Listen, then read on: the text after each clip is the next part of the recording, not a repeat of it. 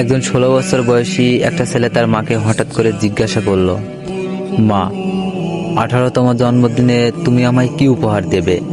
তখন তার মা মুচকে এসে বলছিলেন যে এখন তো অনেক দেরি আছে, সময় আসুক ঠিক দেব। বিগত 1 বছর পর ছেলেটা হঠাৎ করেই অজ্ঞান হয়ে পড়ে যায়।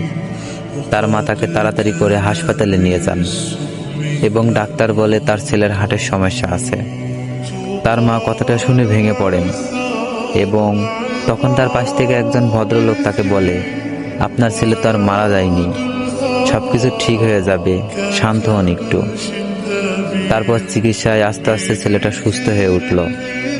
ছেলেটা তার 18তম জন্মদিনে বাড়িতে ফিরে এলো, এসে তার মাকে খুঁজতে লাগলো। তখন হঠাৎ বিছানার উপর থেকে একটা চিঠি দেখতে পেয়ে সেটা পড়তে শুরু করলো। তাতে লেখা ছিল, চিঠিটা তুই পড়।